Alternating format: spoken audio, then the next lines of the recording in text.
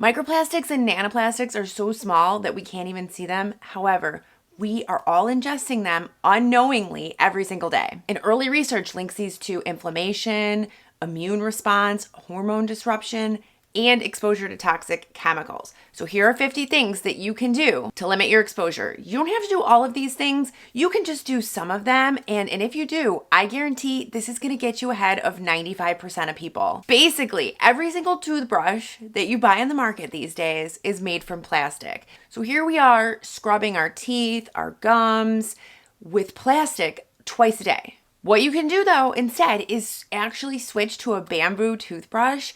I found one. It's a bamboo toothbrush head. It goes on my Sonicare toothbrush, and I'll link it below. It's from this organization called Me Mother Earth. They have lots of toothbrushes though, not just the ones for Sonicare. Hopefully it will arrive while I'm editing this video, and then I can put some footage in it so you can see. But I am so happy to have found these. I'm going to be using these from now on. Number 2, and this one is actually kind of shocking, but when you're buying products like makeup and sunscreen, things like that, look for 2 things on the label. Look for acrylates or look for poly in the ingredient list. You will see this on cosmetics, lotions, that kind of a thing. So essentially, those are plastic ingredients, and we're smearing this plastic on ourselves. What they do is they add these ingredients to give the makeup and lotions different properties. If your stuff is waterproof, definitely has plastic in it. If your lotion feels really soft when you put it on, has plastic in it. These plastics are in a surprising number of ingredients, so just be sure to read your labels. Most chewing gum is made of plastic. So my advice here is to just stop chewing gum. I wish I could get my kids to stop doing this. It is so bad for you. I'm going to link a study that I read about, and I shared it a couple weeks ago. And the study was just done last month, and they found that chewing 160 to 180 small sticks of gum a year, so chewing gum maybe every other day or so, would result in the ingestion of around 30,000 microplastics. So I tried to find what 30,000 microplastics would actually look like, and it looks like it's to be about 3 tablespoons. So maybe you're thinking like this big, right? This is what you're ingesting simply from chewing gum. And it's not that the saliva is breaking down the gum. What the study said is it's actually your teeth and that friction that's breaking down the plastics, and then you're just swallowing them. And I'm sure most of you can imagine, but they don't put plastic on the ingredients list if you look at the gum. They simply use the word gum-based. Next one, I'm a little conflicted about this one, but I'm just going to throw it out there. But a thing you can do is to switch to bar soap from liquid soap. So I kind of go back and forth on this because I like to make my own body wash. And of course, I make it at home. I put it in a glass container, and that's fine. But what you can do is if you switch to bar soap, you are guaranteed that you're not going to have any plastic either in the container itself or in the ingredients in the soap. The next one may be surprising to you, but lipstick also contains plastics. So I think that if you can, again, read your ingredients list, for me, lipstick is one of those things that you want to be careful with because of all the things that you're putting on your body, you're eating your lipstick. By the end of the time that my lipstick is gone, I've eaten it. I can't explain where else it goes, right? And what they do is they make lipstick with something called polyethylene, or it's called polyethylene terephthalate, and that's also called PET. You've definitely seen that.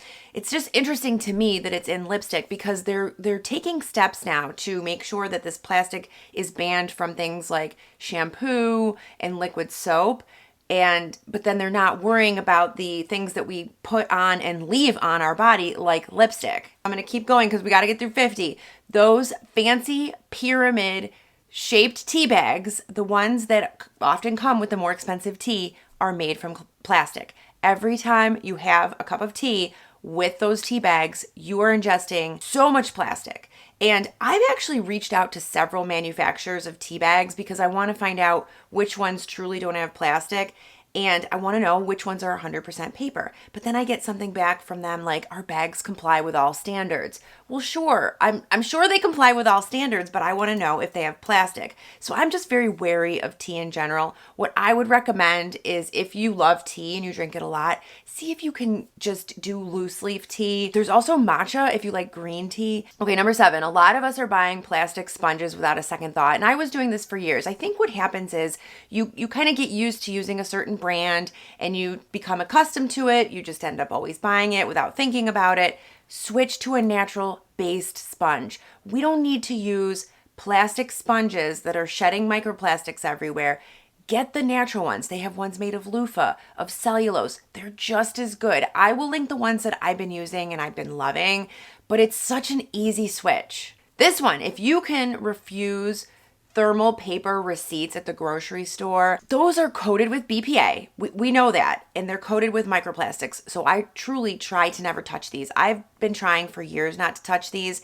I was actually at Costco the other day, and you know they have that cafe, and people order their food, and then they have their receipt, and they're hanging on to that receipt for a few minutes. And you can only imagine how much BPA is being absorbed into their skin. There's actually a lawsuit right now, and I shared this in a previous video, but there's a lawsuit against several stores right now because of the high levels of BPA in their receipts. So just don't touch those receipts.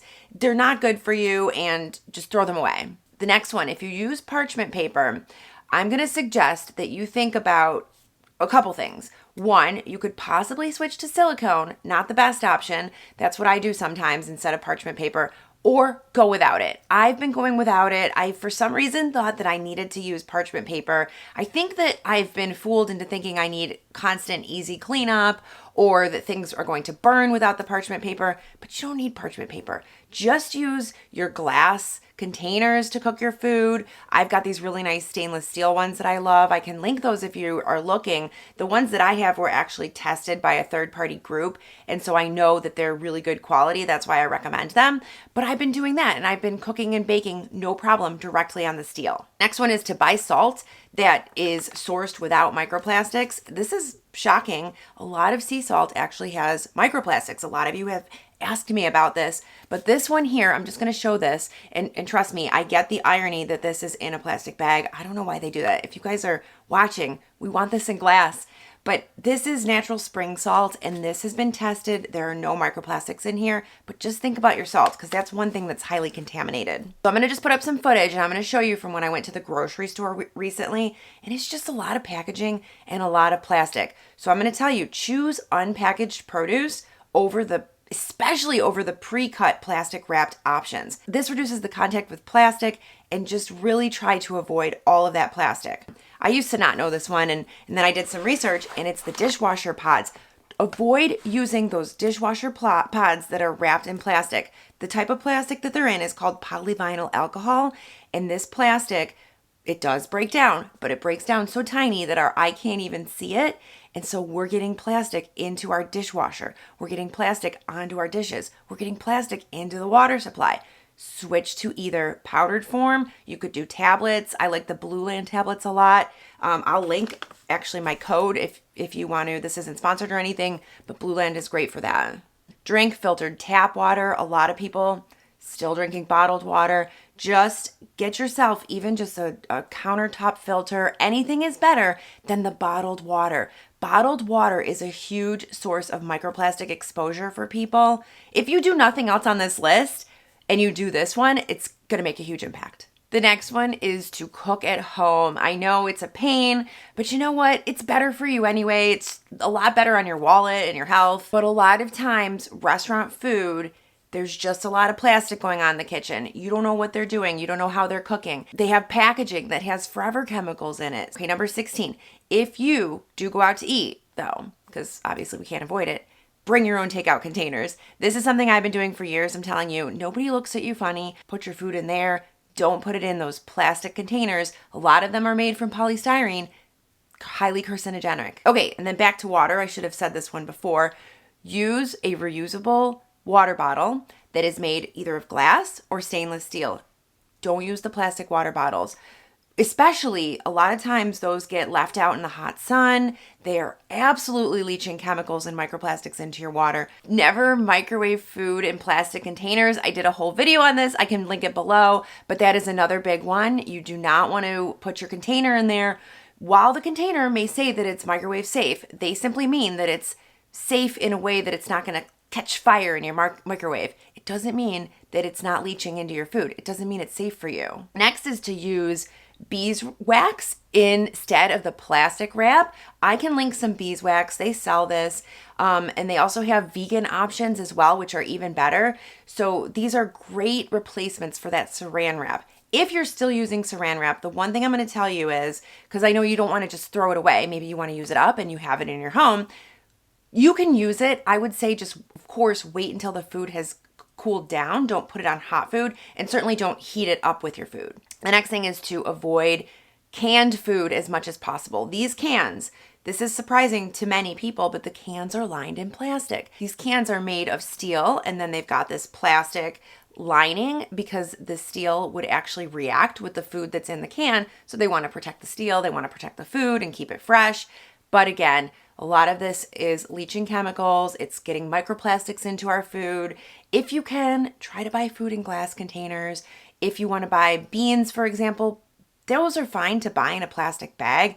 That's how they sell them. I wish they would switch to paper, but you can rehydrate those beans and then you don't have that plastic exposure. The exposure is much less there. I've shared this one a lot, so I'm not going to go crazy on it here, but it's to avoid using nonstick coatings. Make sure that your cookware is stainless steel, cast iron, all of the things, anything that doesn't have a coating, because these nonstick coatings are going to get into your food. Maybe not right away, but the minute there's a scratch, it's done. I can't tell you, we go to Airbnbs a couple of times a year and we go with family.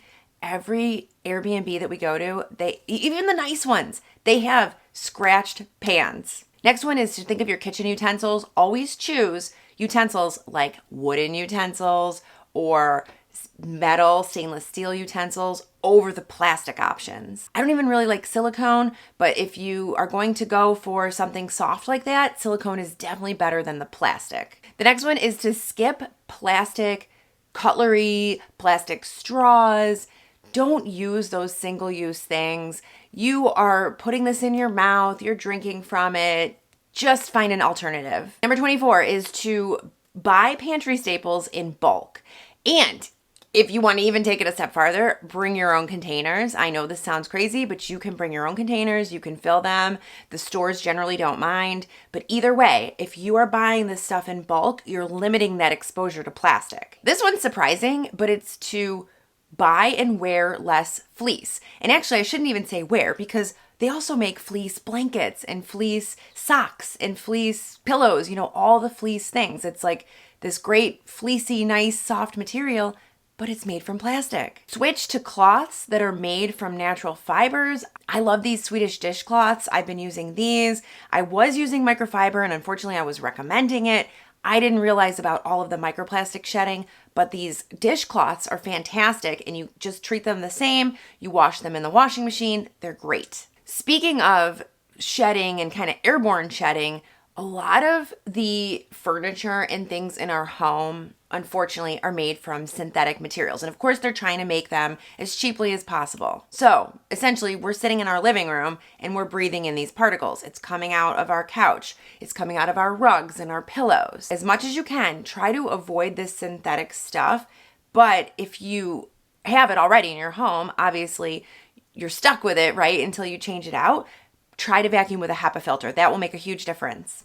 And clothing from natural fibers as much as you can. Buy things like cotton, linen, wool, hemp. These are all great options.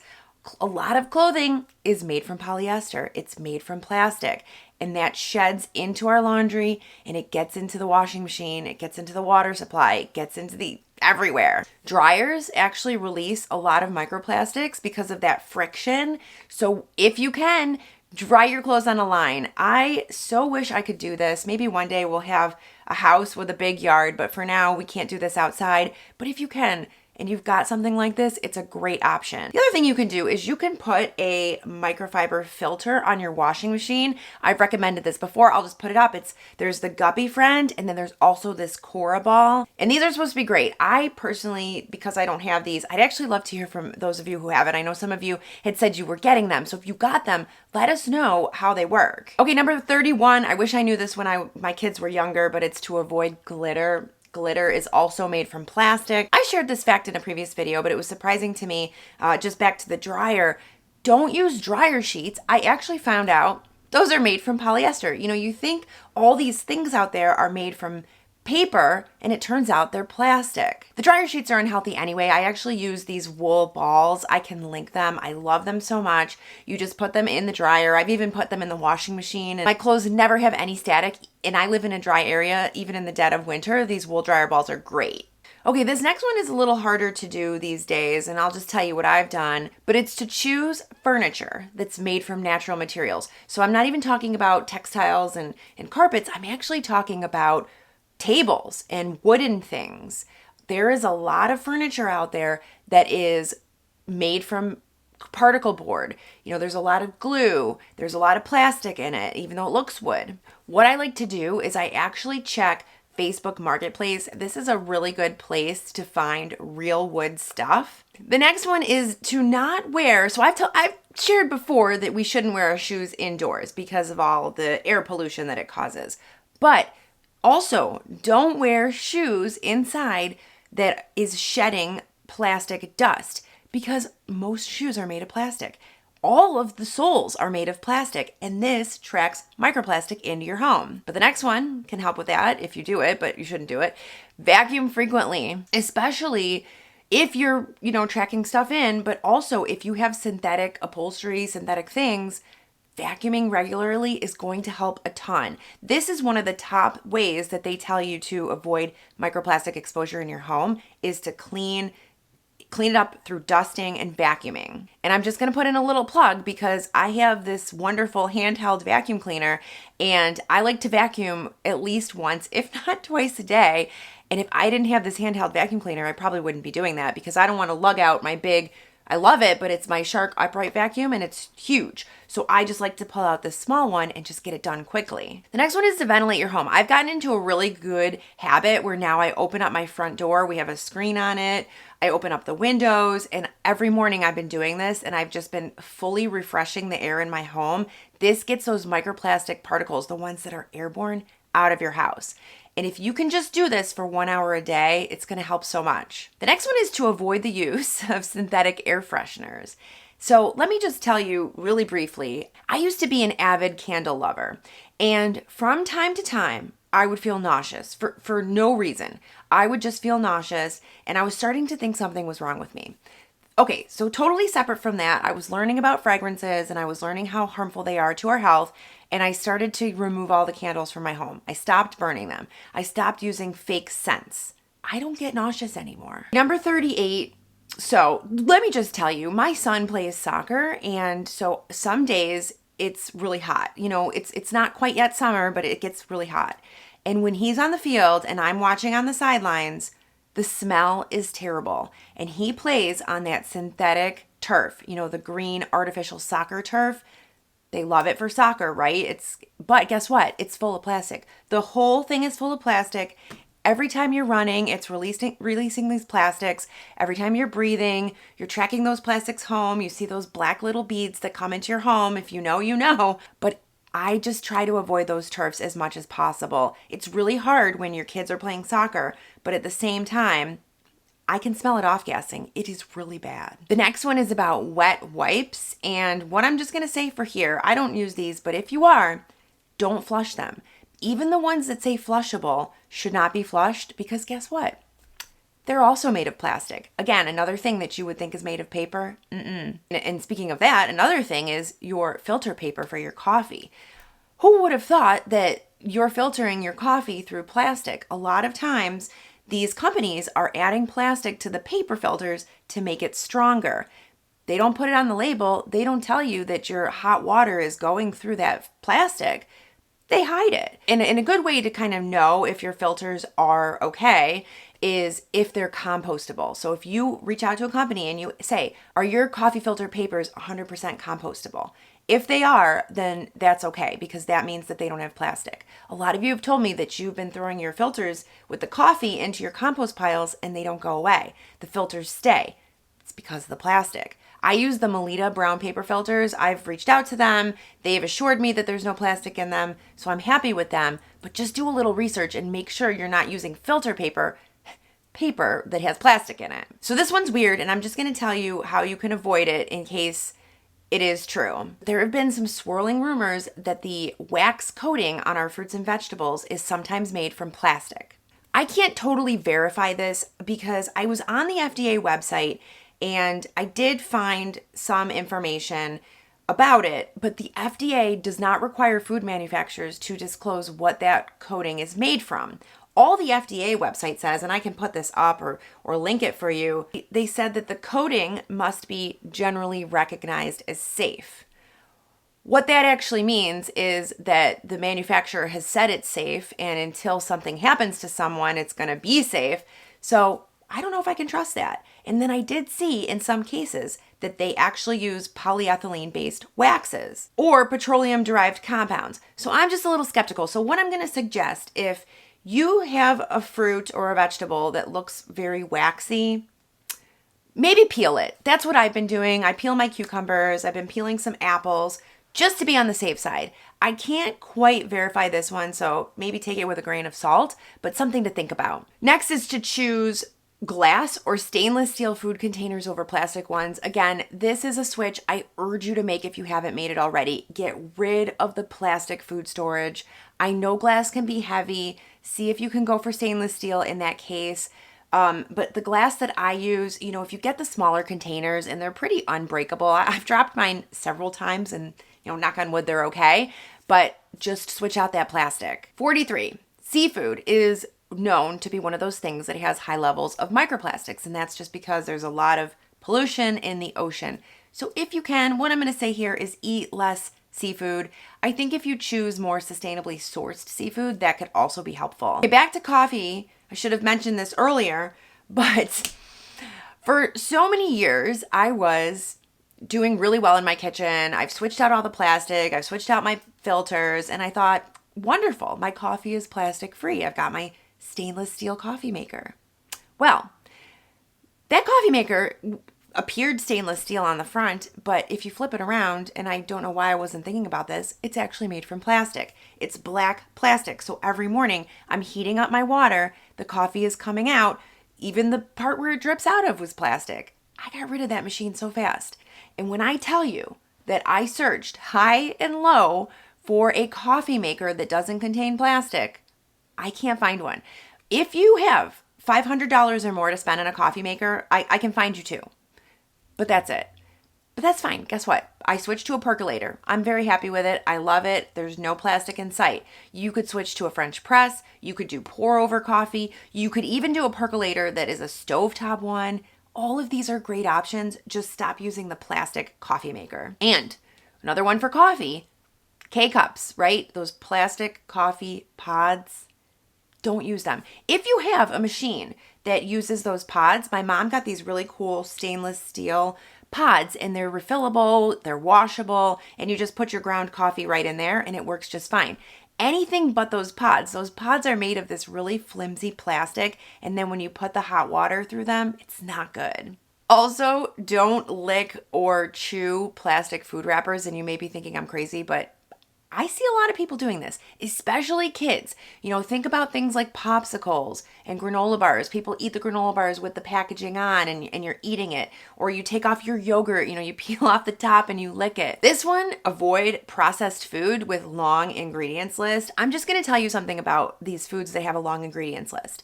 When something has gone through so many processes, so instead of sugar on the label, you're going to see 5 versions of sugar. Maybe one of them is high fructose corn syrup and another one is fructose and sucralose. Every time one of those ingredients is made, it's coming into contact with a machine. Every machine that it comes in contact with is another source of microplastic exposure. So here you are eating a cookie from the bakery with 20 ingredients in it, none of which you would have in your kitchen. That cookie's gonna have microplastics in it. Okay, just a few more to go. This next one is to soak and rinse beans and grains before cooking. In a previous video, I shared that shockingly, rice is a huge source of microplastics, and especially the instant rice. So an easy way that you can reduce 40% of microplastics from your rice is to simply rinse it before cooking. You can do this with rice. You can do this with beans. I actually started doing it with my rice. I wasn't doing it before.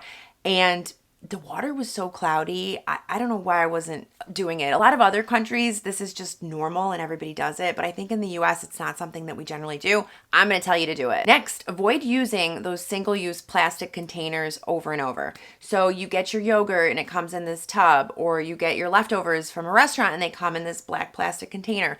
Those are meant for single use. Don't reuse them. Every time you reuse them, you're getting exposure. That plastic is breaking down, you're getting exposed to microplastics. Here we go. And then this gets me to number 50, and this is simply to don't use those takeout coffee cups. I shared in a previous video that these look like paper, right? And you think, okay, well, it's paper, everything's fine. Actually, that paper is lined with plastic. If it wasn't lined with plastic, then the paper would crumble when you put the hot drink in. So they have to do that. And then the lid is plastic and the hot water is hitting the lid and all the things. So just get yourself your own reusable coffee mug. I have a stainless steel Yeti. I can link it. I love it. I use it for even at home. I take it with me. I take it if I go to a coffee shop. But doing small things like this is really going to add up. Okay, guys, thanks for indulging me while I gave you these 50 things that you can do to reduce your microplastics exposure. Because microplastics have become so prevalent in our society and they're everywhere, we can do these things. These are easy things to do and we can just do them and then we're going to be ahead of the game. We're not going to have these terrible health issues that we're finding because we've made some simple changes in our life and these are going to make a big impact. If you want to keep watching, I know a lot of you are interested in plastics. I'm interested in it as well, so I'm going to keep making some videos on it. I'll link a playlist about it and I'll see you over there. Bye-bye.